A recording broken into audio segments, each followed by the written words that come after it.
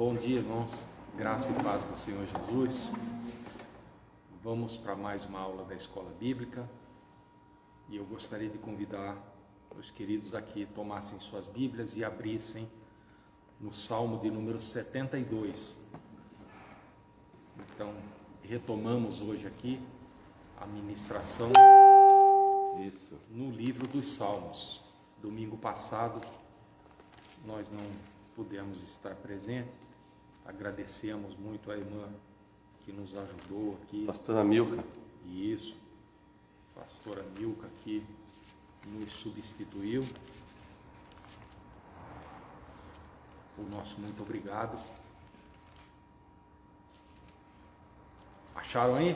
Salmo 72. Certinho, irmão? Muito bem. Meus queridos irmãos, esse salmo, ele tem uma abordagem muito peculiar, né? Até agora, nós temos falado muito dos salmos, especialmente os salmos de Davi, e o foco é muito na questão das vitórias humanas, né? E também na questão do arrependimento e também na questão da exaltação a Deus. E Davi, de uma forma muito objetiva, fala sobre esses temas.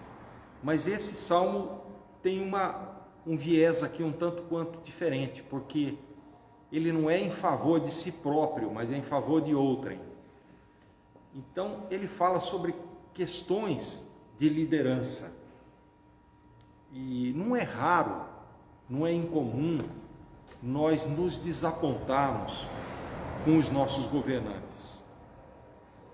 Especialmente quando a gente vive num país marcado pela corrupção, pela violência, né? É verdade. Pela desigualdade social que é tão visível entre nós, né? Ainda ontem a minha esposa ouviu uma informação num telejornal e olhou para mim como, mas é isso mesmo, né? Que nessa última década, os ricos se tornaram muito mais ricos. Aumentou a riqueza de uns poucos, mas cresceu assustadoramente também a pobreza de outros tantos. Uhum. Então os ricos ficaram mais ricos e os pobres ficaram mais pobres, não é? E nós nos perguntamos, a gente pergunta um para o outro e está sempre conversando sobre esses temas, debatendo, se algum dia nós teremos um governo justo. E quando eu falo governo, eu digo de uma forma genérica, né? E nós observamos no Salmo 72, o seu autor orando a Deus e pedindo por um governo onde impere a justiça, onde impere a paz, onde impere a prosperidade. E eu, na introdução da lição, eu coloquei uma pergunta assim: será que algum dia nós veremos essa realidade? Nossa. É verdade que o Salmo também é messiânico, não é? Uhum. Ele é a oração em favor de um rei, mas ele aponta para o verdadeiro rei, Sim. aquele único em quem essas expectativas de todos nós poderão ser concretizadas, porque não serão em governos humanos. Nós, crentes no Senhor Jesus, sabemos disso, né? Então eu pergunto, será que algum dia veremos essa realidade? Mas para os irmãos que abriram aí as suas Bíblias, aqueles que aqui estão presentes e os que estão nos acompanhando pelo Facebook, eu gostaria de fazer uma pergunta, e os que aqui estão, talvez alguém possa me responder. Qual é o autor do Salmo número 72? Pastor não vale, né? O pastor não pode, não vale. Está escrito aí, hein? Qual é o autor? Salomão. Salmo de Salomão. É isso, né? Agora eu vou complicar um pouquinho a situação de vocês, porque a minha tarefa aqui não é facilitar. Eu brinco desde velhos tempos com os meus alunos que a tarefa do professor é complicar. Na verdade, não é complicar, não. Mas é colocar questões, né, que suscitem, que nos motivem a pesquisar, a estudar, a poder entender, não ficar na mesmice de determinados assuntos. Mas, agora, vocês me disseram que o Salmo é de Salomão. Muito bem, está aí no enunciado aí, né? A perícope começa com Salmo de Salomão. Agora, alguém leia para mim em voz alta, por favor, o versículo de número 20, apenas o versículo número 20. Salmo 72. Findam as orações de Davi, filho de Jessé. É interessante isso. Acabou, né? Primeiro ele começa dizendo assim, ó, Salmo de Salomão. Aí quando está terminando o Salmo, no último versículo ele fala assim, no meu está assim, findam aqui as orações de Davi, filho de Jessé. Uai, então, como diria o mineiro, uai. O Salmo é de Salomão ou o Salmo é de Davi? Ele começa dizendo que é de Salomão e termina dizendo que Davi é que está terminando de fazer essa oração. Eles findam aqui as orações. Que oração? Essa oração. O Salmo é uma oração em favor do rei. Então foi Davi que orou? Ou foi Salomão? Foi Davi que escreveu? Como é que é essa história? Salmo é de Salomão, quem orou foi Davi. É uma boa, irmã, essa é uma boa questão. Eu não sei se a irmã já estudou o Salmo, ou se falou meio que sem querer, ou está escrito isso aí. Raciocínio, é raciocínio lógico, né? Então, esse é o papel do professor, é suscitar isso no aluno, para que ele fique, né? É jogar areia no meio dessa história. Mas a verdade aí, só falando um pouquinho da autoria do Salmo, é que o que a irmã falou ali é exatamente o que alguns biblistas estudiosos sustentam, que quem fez a oração foi Davi, em favor de seu filho. Mas quem editou, eu diria na linguagem de hoje, quem redigiu, quem escreveu o Salmo foi o Salomão. Então atribuíram a Salomão a autoria no sentido da redação, mas a oração seria uma oração de Davi. Mas essa é, deixa eu deixar bem claro, viu, irmãos? Essa é uma especulação, tá? Que alguns biblistas, essa é uma conjectura, não é uma certeza absoluta. Até porque, no original, aí onde está Salmo de Salomão, algumas traduções do hebraico antigo, elas não estão assim, Salmo de Salomão, estão assim como Salmo para Salomão. Olha que coisa interessante, né? Então fica essa dúvida se quem escreveu foi de fato Salomão ou se quem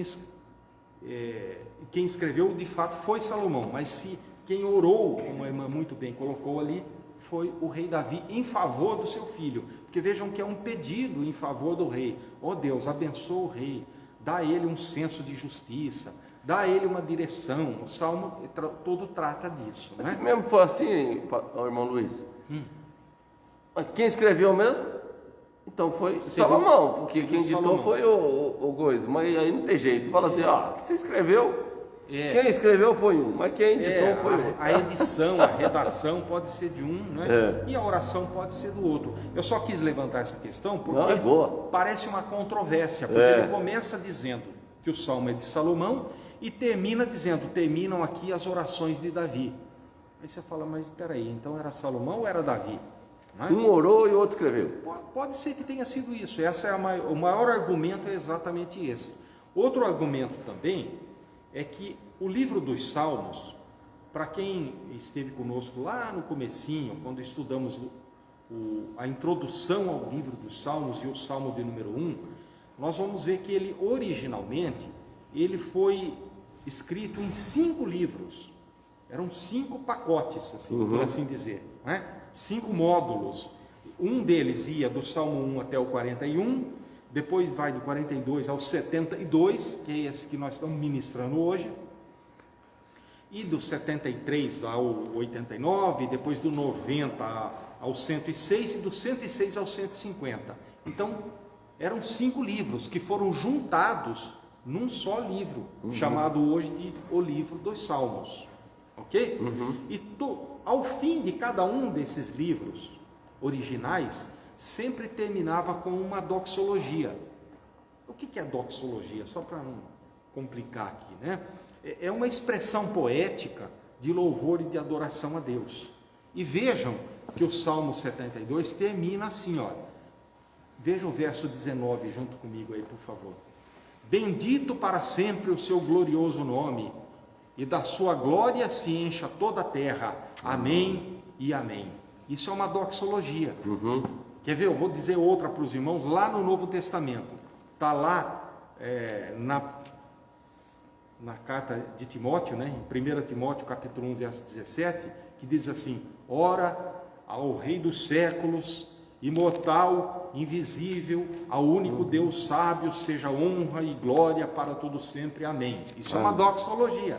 Então, o fim de cada módulo desses antigos livros, desses antigos 5 livros, né, que compõem o livro dos Salmos, sempre termina com uma doxologia. Então, o que eu estou querendo dizer com isso? É que esse Salmo 72, ele é o fim, ele é o último salmo do segundo livro, no original. Então, pode mesmo ter sido de Davi, porque todos os anteriores são de Davi.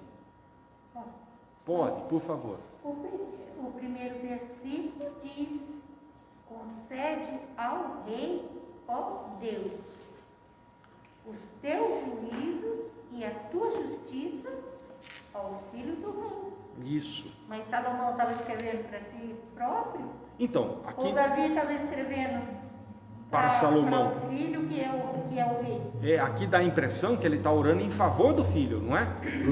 Para mim, pelo menos, fica essa, né? Mas, enfim, eu quis colocar essa questão, porque é importante, não é? Nós estudarmos, nos aprofundarmos, mas ela não é a essência do Salmo. Aqui nós só estamos falando da autoria. Agora, qual é a essência do Salmo? É aquela mensagem que ele traz, né? Nós não vamos ler ele todo, porque nós vamos passando por ele na medida que formos ministrando a lição, ok? Então, por isso eu peço aos irmãos, mantenham a Bíblia aberta. Ele começa falando de justiça. Então, a irmã mesmo, poderia ler para nós, por gentileza, o verso 1 e o verso 2, em voz alta? Concede ao rei, ó Deus, os teus juízos e a tua justiça ao filho do rei. Julgue ele com justiça o teu povo e os teus aflitos com equidade. Amém. Então, ou o próprio rei, ou Davi orando em favor de Salomão, o que importa é que aqui o pedido é para que Deus conceda, né, ao rei a capacidade, a qualificação de julgar segundo a reta justiça de Deus, segundo os propósitos, segundo o coração de Deus. Julgue com justiça o teu povo e com equidade, com equilíbrio, né? Fazendo corretamente. Agora, sempre trazendo isso para a nossa realidade de hoje, é importante nós nos lembrarmos que todos aqueles que têm alguma investidura de liderança ou de poder, devem fazer essa mesma oração. Todos. Aqui era a oração de um pai por um filho, ou do filho por si mesmo, para que pudesse governar segundo a vontade de Deus. Mas nós também, por exemplo, um pai dentro de casa, ele é uma liderança, o pastor é uma liderança, o professor da escola bíblica é uma liderança, exerce influência sobre outras pessoas, não é? Então, às vezes, nós olhamos muito, focamos muito nos governantes, porque aqui o que trata o Salmo é da oração em favor de um governante. É para que o rei faça as coisas corretas, segundo a vontade, segundo o coração de Deus, que ele julgue com equidade, não é? Que ele tenha equilíbrio, que ele tenha a justiça no seu coração. Essa é a oração. Mas isso vale não só para os governantes, mas para cada um de nós. Porque todos, de alguma maneira, exercemos algum tipo de influência sobre as outras pessoas, onde quer que nós estejamos. Então, essa oração não é uma oração só para o rei, é uma oração que vale para cada um de nós, governantes, empresários, professores, pastores, líderes, todos aqueles que de alguma maneira influenciam outras pessoas, para que possam fazer tudo também com equidade, com equilíbrio e segundo o coração de Deus. Ok? Certo. Então a aplicação não é só para o rei. Nós estamos trazendo a realidade da oração que se fez para o rei para as nossas vidas hoje. Porque de nada adianta, como eu sempre digo, a gente só acumular conhecimento bíblico, se esse conhecimento bíblico não puder se transformar numa prática de vida cotidiana. Que aí, irmãos, não é cristianismo, aí é religiosidade. Está cheio de gente aí, se você for nas grandes universidades, que sabe muito mais do que nós. Mas o Senhor Jesus mesmo disse, está lá no Evangelho de Mateus, ele disse que o homem que conhece, que aprende, que sabe essas coisas, mas não as põe em prática, é como aquele que vai diante do espelho e fica olhando a sua própria imagem. Não é verdade? Então nós precisamos praticar. Amém? Amém. E segundo ponto aqui, é que nós precisamos, na nossa vida, ter uma atitude substitutiva. O que é uma atitude substitutiva? Desde que fomos chamados pelo Senhor, porque foi Ele que nos encontrou, não é? Deus propõe para cada um de nós que nós substituamos o mal pelo bem. E eu vou exemplificar isso. O pastor deve ministrar logo a seguir no culto sobre o Salmo de número 73, um salmo de Asaf, o mestre da música. Não é? E eu estava brincando com ele, dizendo aqui que o Salmo 73 é um espelho do Salmo 37, onde ambos os salmistas, no 37 Davi e no 73 Asaf, falam sobre a prosperidade dos ímpios.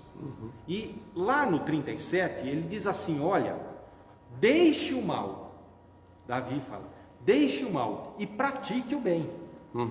E eu fiquei pensando que é interessante que muitas vezes nós até deixamos de fazer o mal, mas nós não temos essa atitude de substituir o mal pelo bem.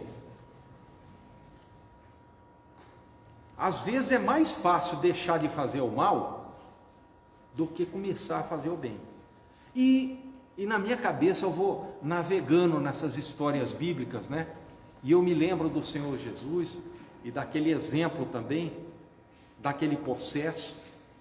E depois ele usa aquela parábola dizendo, olha, se a casa limpa agora não for habitada, né, outros espíritos ainda pior acabam retornando, encontrando aquele lugar limpo e arejado, vão habitar ali.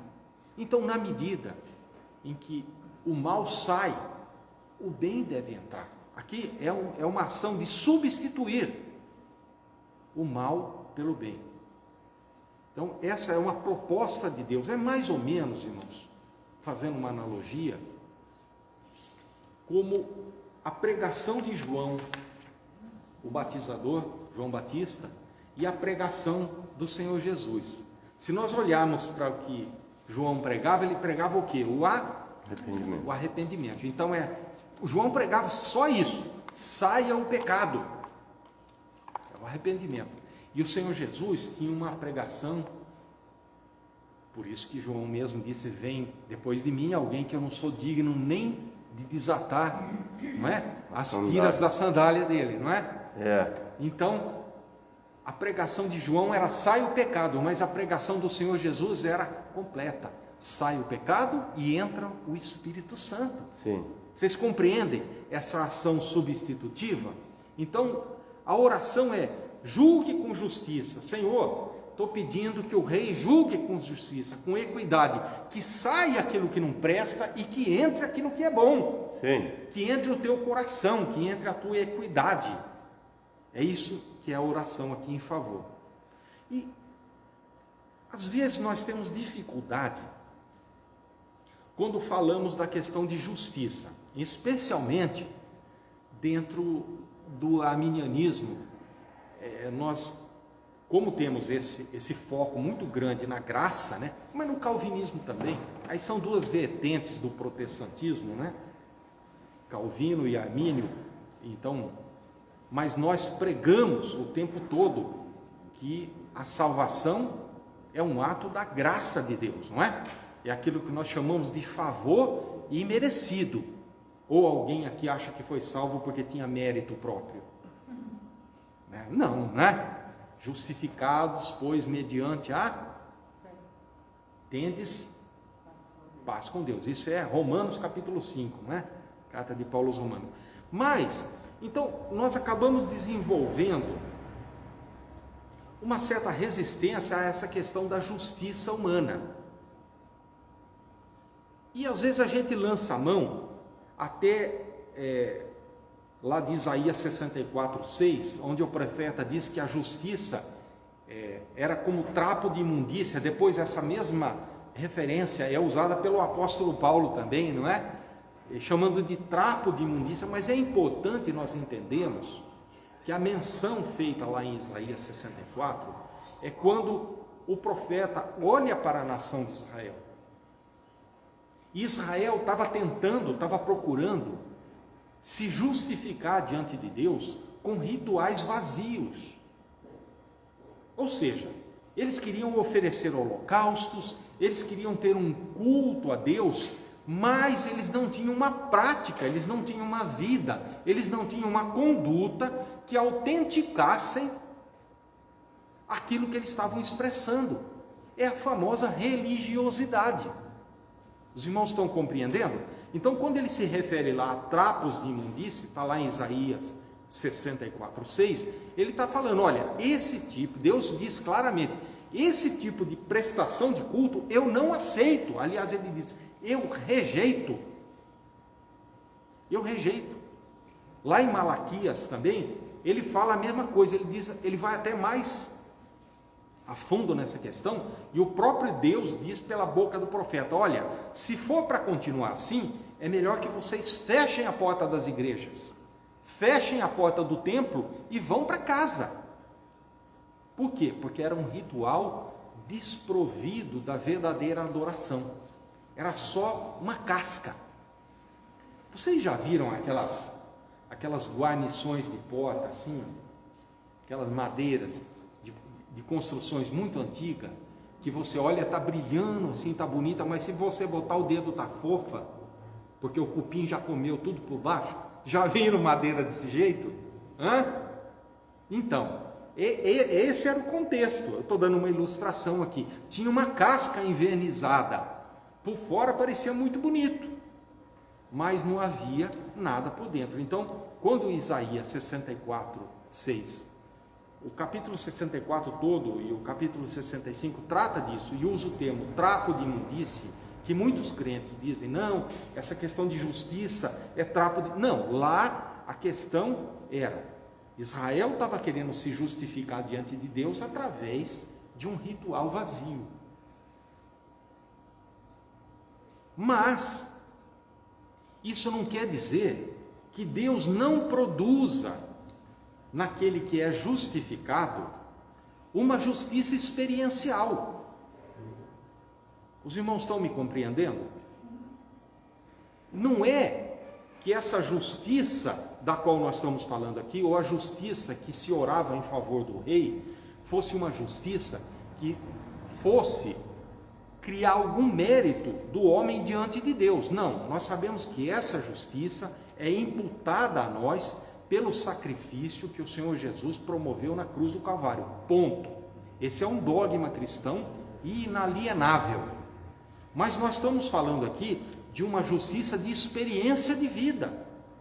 É aquilo que Paulo, quando se dirige à igreja lá de Filipos, ensinando os irmãos, ele diz lá no capítulo 1, que agora vocês precisam ser cheios de frutos de justiça, mediante o qual é por Jesus, e para a glória e para o louvor de Deus. Ou seja, aquele que foi chamado em Cristo, que foi justificado pelo sangue derramado, agora produz frutos de justiça ao longo de sua vida. Isso se chama justiça experiencial, não é a justificação para a salvação diante de Deus. Pois não, pode falar bem alto assim, os irmãos que estão aqui nos assistindo também podem ouvir. Quando o Senhor citou Isaías 66, não é Deus quem está falando que eles são trapos de imundícia. Isso. São eles próprios que estão julgando a si. Isso, é o profeta falando, né? Lá em Isaías. Aqui posso ler? Pode, por favor. Quando o Senhor falou, eu vim buscar. 64:6 é bem isso. Mas todos nós somos como o imundo, e todas as nossas justiças como um trapo da imundícia. Todos nós murchamos como a folha, e as nossas iniquidades como um vento nos arrebatam. Exatamente. Então eles tinham conhecimento de si próprios. Tinha. Essa aí, na verdade, era uma confissão do povo diante de Deus. Eles estavam olhando para si mesmo, como Paulo também depois repete essa expressão, né?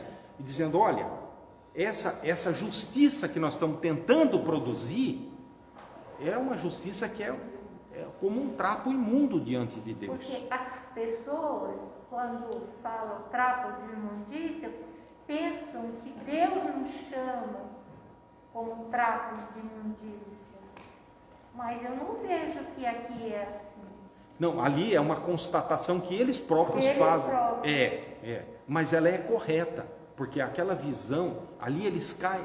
Se nós pudéssemos ler todo o contexto antecedente, nós vamos ver que eles são advertidos pelo profeta. Sim. Nos caminhos que eles estavam andando, assim como é lá em Malaquias também, que estavam roubando a Deus, né? E que Deus fala, se for para ficar desse jeito, fecha a porta do templo e vai embora para casa, porque eu não aceito esse tipo de oferta, esse tipo de ritual, que ele é vazio. Aqui é a mesma coisa, era assim, uma vida ritualística que não era autenticada pela conduta de vida. Os irmãos querem que eu dê mais um exemplo, só para ficar bem claro essa questão entre o que parece e o que de fato é? Vocês se lembram da história, essa é muito conhecida, de Sodoma e de Gomorra, não é? O que aconteceu com aquelas cidades? Foram destruídas, não sobrou nada, não é verdade? Agora, é interessante, qual foi o veredito de Deus? Por que Deus fez aquilo com aquelas cidades? Eu vou ler para os irmãos. Nós vamos dizer, é porque havia muita imoralidade, não é? Normalmente nós associamos a isso. E de fato havia. E isso foi condenado por Deus.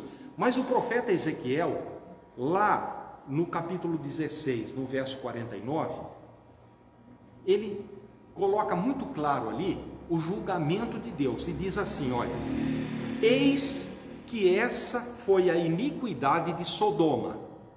2 pontos. Então ele vai dizer qual foi a iniquidade de Sodoma. Você pode conferir lá, Ezequiel 16:49. Soberba, fartura de pão e próspera tranquilidade teve ela e suas filhas, mas nunca amparou o pobre e nem o necessitado. Olha, isso não choca a você, como chocou a mim quando eu li esse versículo? É interessante que ele não fala assim, eis que essa foi a iniquidade de Sodoma. 2 pontos. Era uma cidade pervertida, era uma cidade dada a toda a ilicitude moral. Não, ele não fala isso. Ele fala, olha, foram soberbos, tinham tranquilidade, tinham fartura, mas foram absolutamente insensíveis com o pobre e com o necessitado. E Ezequiel 16:49. O que eu estou querendo dizer isso com os irmãos? Para os irmãos? Errei feio, pensei que era com 40. 16, Eu achei que era 49. 16:49. Errei feio. Então, isso não quer dizer, só para completar, que Sodoma e Gomorra não eram cidades pervertidas. O Senhor condenou isso, viu, irmãos? Por favor, eu não estou querendo... Mas vejam como que às vezes é importante a gente estudar com profundidade a palavra para entender aquilo que está, assim, não é que, que está encoberto, mas a palavra de Deus precisa ser estudada, precisa ser examinada. E nós passamos a entender que há uma grande diferença entre uma fé confessional e uma fé vivenciada. Sim. Há uma grande diferença entre aquilo que se fala e aquilo que se vive. Sim. Então a oração aqui em favor do rei é para que de fato as coisas aconteçam, que seja uma fé experiencial, que a justiça impere, que as coisas de fato sejam percebidas. Amém. Não seja só, como eu citei o exemplo, da madeira xoxa, comida por baixo, não é? E esse, irmãos, hoje é um dos grandes problemas que nós enfrentamos dentro do cristianismo de uma forma mais geral. É que às vezes tem aquela aparência, mas não tem a autenticidade. Vocês já viram, já foram no cartório para autenticar um documento? Não é? O que é autenticar o documento? Eles colocam aqueles carimbos, aquelas etiquetazinhas lá, e aquele documento que é uma fotocópia passa a ter a validade de um documento original, não é isso? Então, a nossa vida também, ela precisa ter essa autenticação, e a autenticação é aquilo que Tiago fala, é a fé e são as obras também. A oração aqui é em favor de um rei que possa agora pôr em prática aquilo que está no coração de Deus. Não é só confessional, é experiencial, é no dia a dia, é na prática. Não é só falar, mas é vivenciar. A irmã? Pois não. Então, o irmão falou aí de Sodoma, de moralizar. Hoje aconteceu uma coisa impressionante comigo e com a Maria Joaquim. Que eu sempre desço lá no outro ponto para mim vir para cá. E ela desceu aqui. E nós tudo vem conversando. E de repente tinha um rapaz, né, Joaquim? Mexendo no lixo. E ele chegou e pediu para nós um leite e café. Tá. O mais interessante foi na hora que a gente foi orar por ele. Só que falar que meu coração dói, ela começou a chorar. E ela perguntou, ele falou que era da Assembleia de Deus e está na rua. E quando o irmão falou isso aí, eu lembrei da palavra. Né? Como que Deus move o coração da gente. E eu não tenho mania de descer ali. E dentro do ônibus, se for o Espírito Santo desce aqui. Nós não sabíamos o que ele ia fazer, né? Socorrer. Ela quis começou a chorar. Meu coração ainda está assim, movido de ver um homem novo, vistoso, naquela condição, lixo, caçando coisa para comer. E a gente, um pouquinho que nós tínhamos, ela falou, não, na racha no meio. Vamos lá, pega o leite, pega o café, vamos levar para esse rapaz. E eu vi isso aí. Isso é muito interessante. A irmã já tinha visto esse versículo? Não, porque normalmente nós associamos a questão de Sodoma e de Gomorra à perversidade moral, né? Mas Ezequiel fala claramente, esse é o teu juízo. Vocês tinham de tudo, estavam tranquilos, porque realmente Sodoma e Gomorra eram duas cidades ricas. É por isso que Ló foi para lá, porque lá rolava o dinheiro, eram cidades prósperas, não é? E diz o profeta, mas vocês foram insensíveis com o necessitado. E aquele que não tinha pão, ficou lá jogado. Olha que coisa interessante, né? Mas o outro irmão pediu a palavra também, por favor. Irmão, bom dia. Muito bom dia. Aí estão falando de Sodoma, né? Sodoma e Gomorra. Sabemos que nosso Deus fala que esse mundo aborrece ele, né? Que odeia o pecado, essa palavra. Então, observando aqui, Deus, quando traz o acontecimento que aconteceu com Sodoma e Gomorra, eu vendo, né? Ele traz um alerta para a humanidade, dizendo que ele é Deus, né? E pode também destruir, né? Também porque o pecado, igual isso está acontecendo hoje, Deus traz um alerta, mostrando para a terra, para o ser humano, que ele é juiz, ele é Deus, né? Sim. Então, este mundo que nós estamos vendo hoje, né? A pandemia, isso aqui, um vírus desse pode dizimar mesmo o mundo inteiro aí, se ele quiser, se deixar. Então veja assim, né, que para nós mesmo temer a Ele, né, que Ele é justo e juízo, né? Então, por isso que colocou esse versículo aí para a gente temer. Muito bem.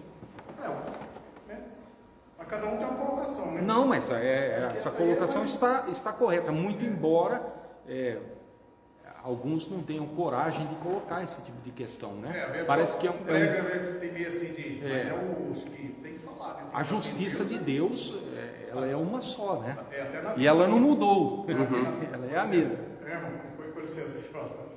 Aí, por exemplo, na vida nossa, né? Minha vida, vamos supor, né? Deus me perdoou, né? Você vê que eu estava as práticas que eu estava fazendo, não estava agradando ele, né? Então, é pecado aí. Não quer dizer. Então, ele fala assim, ó, você quer, eu não quero. Uhum. Ele deu uma missão para mim. Eu falei, pô, se eu sempre desgraçado saber, se eu morrer na situação que eu estava, acho que eu peguei, eu falei pro irmão, testemunho domingo passado. Sim. Então, eu escolhi. Falei, ó, você quer escolher eu? Você quer seguir esse mundo? Se eu seguir esse mundo lá, eu ia morrer, por onde que eu ia, né? Fé. Eu falei, não, peraí. Vamos ser sábios. Eu fui sábio. Falei, ó, nós pé de Deus, né? Verdade. Eu entreguei minha vida a Ele, hoje eu estou aqui, né? Graças a Deus. Graças a Deus. É isso Bom, mesmo. obrigado. Amém. Imagina, que isso. Bom, obrigado eu pela participação do irmão, e é verdade, porque Deus, como um pai, não é? Ele procura corrigir, nos trazer de volta ao caminho. Graças a Deus por essa palavra. Mas então, na sequência aqui, esse Salmo 72 nos dá bons parâmetros aqui também para nós intercedermos pelos nossos governantes. E às vezes a gente fica muito acomodado no sentido de criticar os governos. E eu não estou dizendo aqui o governo de A, de B ou C, eu estou falando de uma forma geral, né? Nós temos governos em várias esferas, né, da nossa vida, mas o Salmo nos ajuda a entender que nós devemos também orar por esses governantes, e Paulo também fala isso, antes de tudo orai, né, pedir pelos governantes, e temos uma atitude proativa, também procurarmos fazer a parte que nos cabe, porque é muito comum, irmãos, eu observo isso, as pessoas reclamam de tudo. É impressionante como reclamam de tudo. Eu fui prestar o serviço numa determinada empresa e aí a pessoa me convidou a almoçar lá. Não, almoça aqui com a gente. Tá bom. E aí eu fui almoçar e era um almoço muito bom. Mas muito bom mesmo. E tinha lá... Balanceado, né? Aquilo se via que é algum nutricionista, tal, e coisa saborosa, bem feita, máquina com refrigerante, tudo à vontade. E a pessoa que estava sentada perto de mim lá, um dos que nos levou para almoçar, reclamando, mas reclamando, e eu fiquei pensando comigo, talvez a pessoa nem tem dentro de casa aquilo que estava comendo ali, mas estava reclamando. Então não tem uma atitude proativa, não ora em favor, só fala coisas ruins, só coisas desagradáveis. E eu fiquei pensando, uma palavra até maldita, na verdadeira acepção. Eu fiquei pensando, nós precisamos ter uma postura diante dos governos, ou diante daqueles que nos governam, orar por eles e agir para que as coisas se encaminhem para o bem. O camarada mora aqui, passa um rio no fundo da casa dele, ele joga sofá, ele joga resto de lixo, depois nós reclamamos, né, que as coisas não vão bem, que as coisas não dão certo, e os culpados são sempre os governos, mas nós precisamos fazer a nossa parte também, né? O profeta diz que a natureza geme porque os homens estão destruindo aquilo que Deus construiu. Nós não somos dono de tudo, não. Não podemos ir devastando as coisas. Temos que ter respeito pelas coisas de Deus, pela obra da criação, porque tudo pertence a Ele. Ele é o dono de tudo, não é? Sim. Então, essa oração, ela faz com que nós olhemos para nós mesmos. A gente vive, irmãos, depois da queda do Muro de Berlim, né, da Revolução Francesa até a queda do Muro de Berlim, era o chamada modernidade. Agora nós entramos numa fase chamada de pós-modernidade.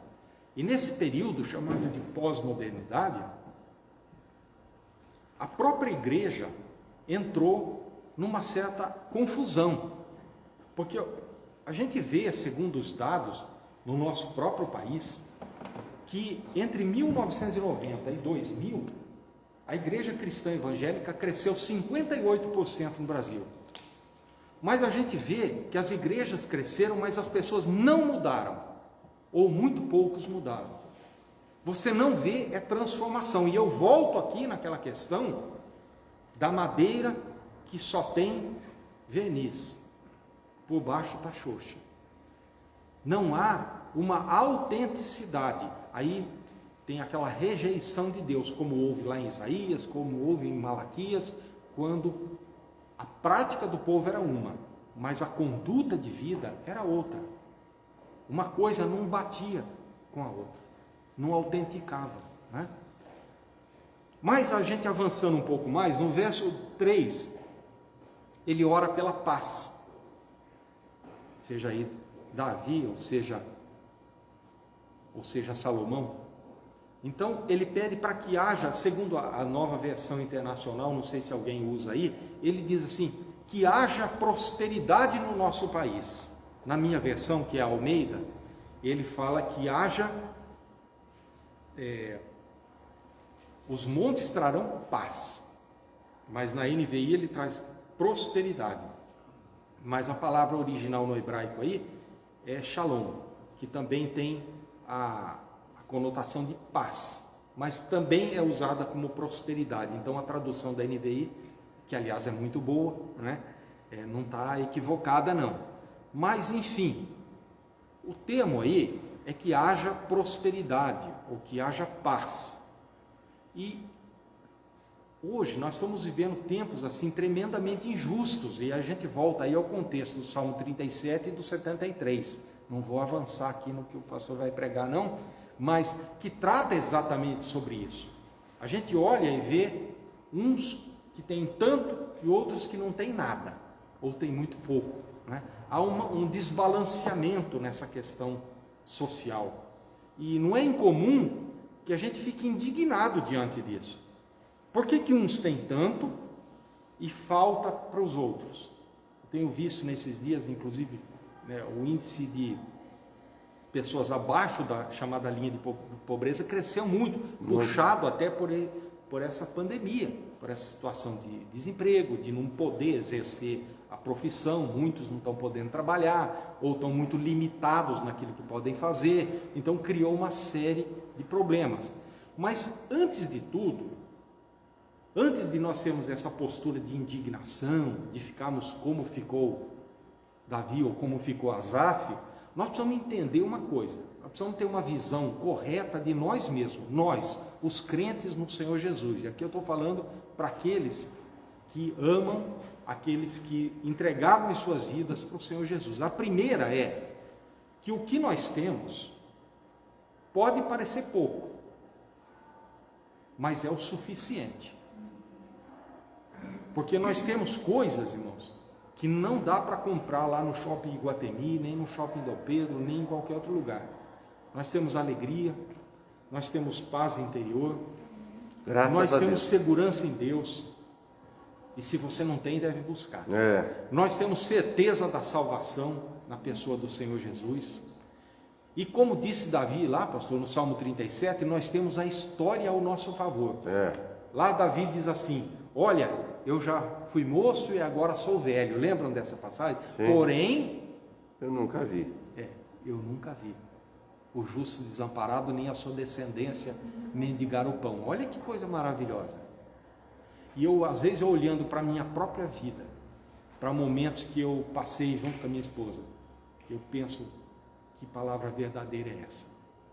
Quantas dificuldades nós passamos, mas o Senhor nunca nos desamparou. Graças a Deus. Sempre houve aquela medida da suficiência. Sempre houve aquela medida do parece pouco, mas é suficiente. Então, essa é a visão que o crente tem que ter de si mesmo. Ele diz aqui, Senhor, eu estou orando para que haja prosperidade. Graças a Deus. Mas nós, os crentes em Jesus, precisamos ter uma visão correta da prosperidade e da ótica de Deus. É saber essas coisas. Temos certeza de onde viemos, para onde vamos. Temos certeza da salvação. temos certeza que Ele nos dá o sustento, que Ele cuida dos nossos filhos, dos nossos familiares. Isso que é importante, né? E Davi disse também que lá eu tenho pouco, mas eu possuo tudo, né? Porque já ouviram aquele corinho antigo que diz: quem tem Jesus tem tudo? Vocês lembram dele? Sim. Lembra? Os irmãos aí, o irmão assembleiano lá deve lembrar. Quem tem Jesus tem tudo, quem não tem, não tem nada. Mas quem tem Jesus consigo, no céu já tem morada. Olha aí. Que coisa linda. E parece uma poesia, não é? E é muito lindo mesmo. Graças a Deus. De Deus mesmo, irmão. Eu falei hoje essa palavra aí. Da minha esposa. Conversando com ela, trocando. Falei, amada, quem tem Deus, ela falou, Tem tudo. E quem não tem Ele, Não tem nada. Mas, velho, confirmou. Não é verdade? Como Deus é tremendo, hein? Quem tem Jesus tem tudo, quem não tem, não tem nada. Mas quem tem Jesus consigo, no céu já tem morada. Só de nós podermos cantar isso, irmãos, olha que coisa gloriosa que é. Que coisa maravilhosa que é. Vocês já pensaram que o Evangelho não é algo que foi criado pelo homem para poder chegar até Deus? Mas foi Deus que criou um mecanismo do homem se chegar até Ele. Então quem tem Jesus tem tudo. Que coisa gloriosa, que coisa maravilhosa. E aqui a oração é em favor do rei. Senhor, que haja prosperidade. Então precisamos ter uma visão correta da prosperidade. E Deus não vai deixar faltar nada, em nome do Senhor Jesus. Aqui em Eclesiastes 3:11 diz assim, tudo fez Deus, formou no seu devido tempo, também pôs a eternidade no coração do homem, sem que este possa descobrir as obras que Deus fez desde o princípio até o fim. Quem pôs a eternidade? Deus. A busca. Deus pôs a eternidade no coração do homem. Foi Deus.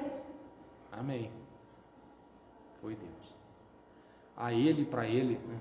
E por Ele são todas as coisas. Amém. Irmãos, eu queria citar aqui, obrigado, irmã, pela sua participação e pelo versículo maravilhoso que você leu aí para nós. Eu estava lendo sobre um voluntário que trabalhava no sopé das montanhas do Himalaia, e ele estava contando uma história de uma senhora que cozinhava para crianças carentes, crianças que não tinham mesmo alimento, eles viviam de doações. E essa mulher dedicou uma vida inteira na cozinha, ali fazendo o alimento para aquelas criancinhas. Então chegou uma hora em que ela estava no tempo de parar já, com a idade avançada, bem cansadinha, e esse homem perguntou para ela, o que a senhora gostaria de ganhar? Nós vamos aqui te dar a oportunidade, numa brincadeira, né, de fazer 3 desejos. E ela falou assim, irmão, primeiro desejo, eu gostaria que jamais faltasse alimento para as crianças. Aí o pessoal ficou tudo assim, porque eram os desejos dela. O segundo desejo, aí ela pensou bem e falou, o segundo desejo, eu gostaria muito de ganhar uma máquina de lavar, que ajudaria no trabalho. E o terceiro desejo, aí ela pensou e falou assim, 2 desejos já está bom demais. E aí essa pessoa disse assim, talvez conosco essa demora, né, ficar pensando, não seria por causa de 2 desejos, seria, mas eu só posso fazer 3 pedidos? Só né? 3? E a lista seria enorme. Eu estou falando aqui, os nossos desejos, eles apontam também para a nossa espiritualidade, a nossa relação com Deus. O que é que você anda desejando? Né? Precisamos estar atentos a isso, porque não é pelo acumular coisas aqui que nós vamos ser mais ou menos felizes, irmãos, mas é pela nossa relação com Deus. Amém? O nosso horário já está terminando e aquele relógio está um pouquinho atrasado. Estou atento aqui. Depois ele diz aqui, do verso 8 ao verso 14, do Salmo 72, o miolo dele ali, se a gente pudesse juntar tudo, é uma adoração a Deus. Ele diz que todos haverão diante desse Deus, haverão de se curvar diante dele. Todos os povos da terra, ele diz aqui. E eu me lembro aqui das palavras do Senhor Jesus, quando ele pergunta, né, para os seus apóstolos, o que dizem os homens a meu respeito, né? Então cada um diz uma coisa, é um maluco, é um mestre, é um incitador, é um político, né? É um doido. E até que alguém entre os seus discípulos, né, dizem, não, mas o Senhor é o Cristo, o Filho do Deus vivo.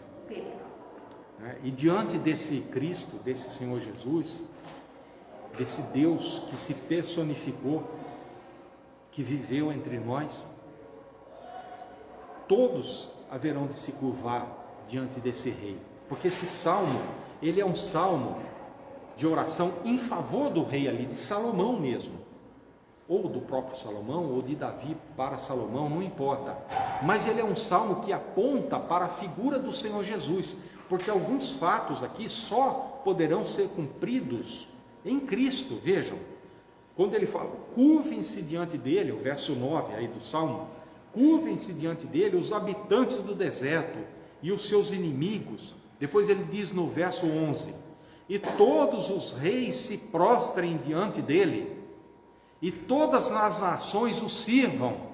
Aonde que isso vai tomar forma? Só na pessoa de Jesus. Não foram todos os reis da terra que se curvaram diante de Salomão, mas diante de Jesus todo joelho se dobrará e toda língua confessará que ele é o Senhor, né?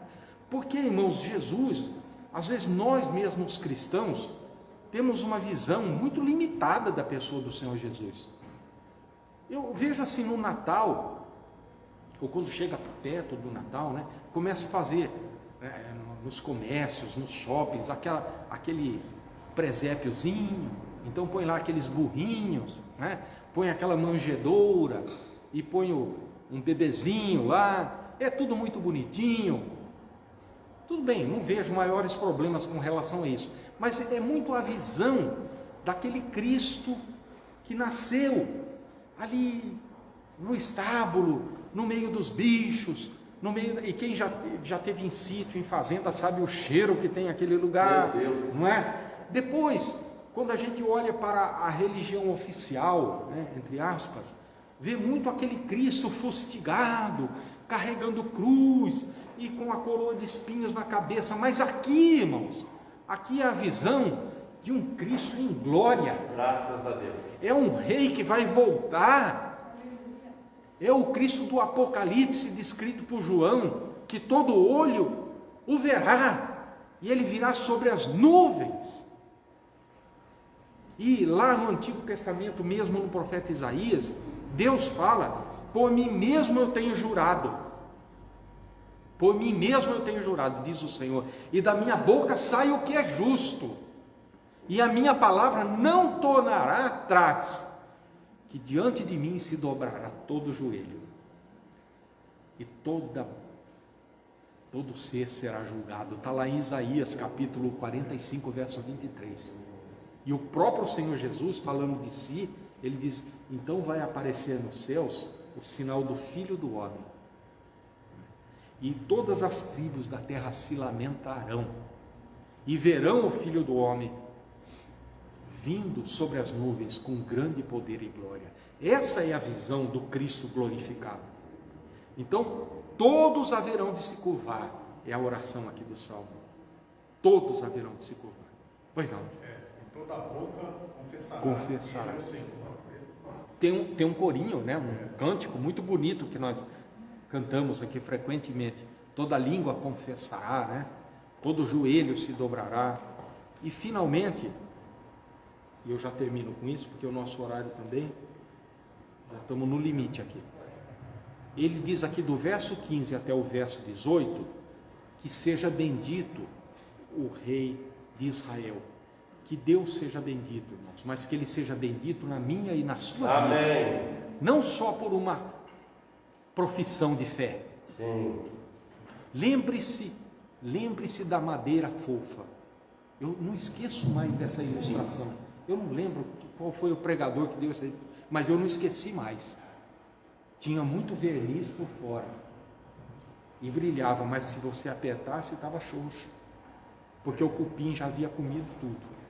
Não sejamos como a madeira comida pelo cupim, que tem aquela aparência envernizada, bonita por fora, mas que não tem substância por dentro.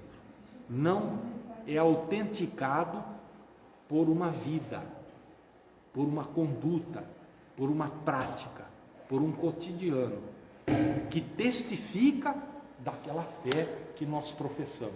Então, fé e obra, se um dia Deus permitir, nós vamos falar sobre isso aqui. Nós vamos lá para Tiago, lá para falar sobre esse assunto, né? Então, Deus deve ser glorificado na nossa vida, como diz Paulo, porque por meio dele, por intermédio dele e para ele são todas as coisas. A ele, portanto, seja a glória pelos séculos dos séculos. Amém. Amém. Ele é o idealizador da nossa salvação, ele também é o executor da nossa salvação, e para ele é a nossa salvação, que é para a glória do nome do Senhor. Amém? Amém. Alguém quer acrescentar alguma coisa? Pode falar. Está falando de Jesus, é todo olho verá, né? Aí eu trabalho em pintura. Quando eu estava trabalhando na casa do cliente, a senhora, né? Católica, aquela roxa. Aí eu estava no quarto, tinha arrumado tudo lá. O canto, os nomes, arrumando. Aí chegou na hora das estátuas, tem umas imagens assim. Aí tinha uma madeira na parede e põe as estátuas lá, né? Suporte. Isso. Aí eu falei, meu Deus, não tem como isso aí. Veio logo no meu coração. Aí, Deus é lindo. Aí ela chegou, falou, eu falei, Donete, vai ter que pôr sei lá, um pano aqui, nas fotografias, para não sujar, espirrar porque eu trabalho no compressor. Né? Aí ela chegou, rapaz, vou tirar essa estátua daqui, vou tirar essas imagens. Aí eu falei assim, aí ela começou a falar, né, porque não vai largar aquilo lá, ela prefere morrer do que largar aquilo lá. Prefere morrer. Eu falei, eu estou pensando, não vou falar nada. Né? Eu falei assim, não, dona Nete, mas quem convence o homem, a mulher, é o Senhor, né? Mas mesmo assim, eu vou morrer com isso aqui. Fiquei quieto. Não bati boca. Aí então, a gente vai tirar isso aí. Aí ela chegou e tirou, graças a Deus, não pus a mão aqui lá. Aí dá uma. Não precisou nem mexer. Dá um negócio assim, graças a Deus. Deixa lá, né, irmão? Agora você falou, então quando Deus vir lá, o Senhor vir lá, ela vai tudo isso, ela vai vir, vai cair por terra. Tudo. Mas, eu não quero acontecer, não dá tempo, ter tempo, né? Se arrepender, né? Okay. Amém? Amém, obrigado. Essa história, irmão Luiz, da madeira, bonita por fora, vamos dizer, os mineiros que dizem, né? Por fora, bela viola, por dentro, com bolorento. Não é os mineiros, não, todo mundo diz aí, né? Todo mundo verdade, diz. ele não lembrou de um provérbio bom aqui. Por fora, bela viola, por dentro, pão bolorento. É isso, não vamos ser um pão bolorento. Em nome de Jesus. Tem muita coisa para ser melhorada, mas o Espírito Santo faz isso em nós. É aquilo que eu falei, a pregação de João era sai o pecado, mas a pregação de Jesus era sai o pecado e entra o Espírito Santo. Glória a Deus por isso, não é? Ele que nos capacita, nos qualifica, e para Ele, e por Ele, e nele são todas as coisas. Amém. Bendito seja o nome do Senhor. Vamos orar? Amém. Amado Deus e Pai, agradecemos por esse tempo abençoado aqui junto com os irmãos, pela vida de cada um que aqui pôde chegar e por aqueles que nos acompanharam também pelas mídias sociais.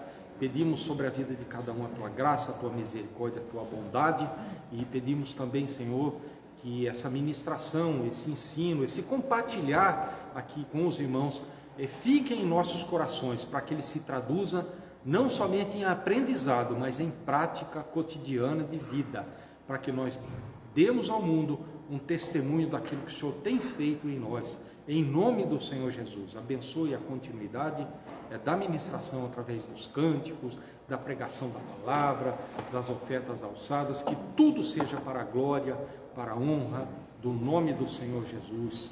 Amém. Amém.